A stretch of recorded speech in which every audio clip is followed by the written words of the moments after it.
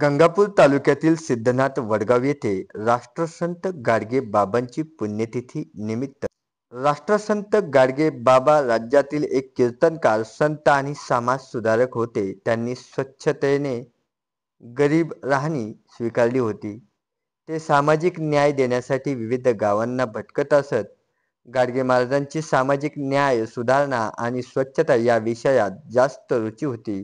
20व्या शतकातील समाजसुधारक आंदोलनांमध्ये ज्या महापुरुषांचा समावेशक सहभाग आहे त्यापैकी एका महत्त्वाचे नाव म्हणजे गाडगे बाबा.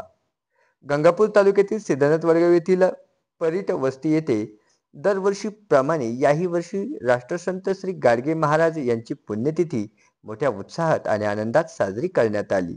यावेळी भागवताचार्य, हरिभक्त पारायण, साक्षी दिदी यांचे प्रवचन झाले व त्यानंतर महाप्रसादाचा कार्यक्रम करण्यात आला होता.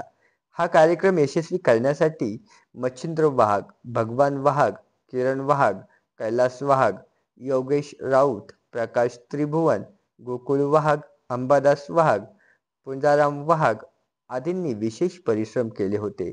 यावेळी योगेश जयस्वाल, संतोष चव्हाण, अनिल चव्हाण, दादासाहेब चव्हाण, आकाश जयस्वाल, विलास चव्हाण, सतीश शेजूळ यांच्यासह नागरिक, माता भगिनी मोठ्या प्रमाणात उपस्थित होत्या. CNI महाराष्ट्र न्यूजसाठी जितेंद्र लिंगायत, छत्रपती संभाजीनगर. परंपरेमध्ये अनेक थोर महात्मे, अनेक थोर संत होऊन गेले आणि याच संत मांदी आळीतील एक संत म्हणजे ज्या संतांकडे आपण स्वच्छतेचे जनक म्हणून बघतो, स्वच्छतेसाठी ज्यांनी तळमळ केली होती असे संत म्हणजे संत गाडगे महाराज, ज्यांची आज 20 डिसेंबर रोजी आपण पुण्यतिथी साजरी करत आहोत. बघा, संत गाडगे बाबांचा जर विचार केला तर संत गाडगे बाबांचा जन्म 23 फेब्रुवारी 1876 रोजी झाला होता. अमरावती जिल्हा आणि शेगाव त्यांचं गाव. त्यांच्या बालपणाचा जर विचार केला तर अत्यंत गरीब परिस्थिती गाडगे बाबांची होती. या गरीब परिस्थितीमध्ये गाडगे बाबांनी आपली वाटचाल केली. परिस्थिती बिकट असल्यामुळे गाडगे बाबा काय फारसे शिकलेले नव्हते, परंतु शिकलेले नसून देखील त्यांनी समाजाकडे जास्त लक्ष केलं आणि स्वच्छतेसाठी समाजाला फार मोठा उपदेश केला.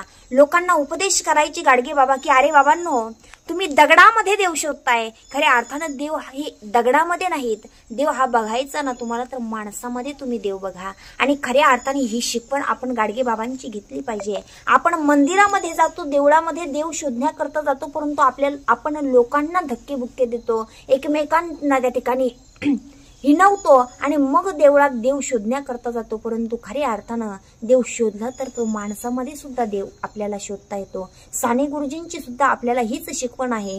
हीच आमुची प्रार्थना न हेच आमुचे मागणे, माणसाने माणसाशी माणसा समवागणे.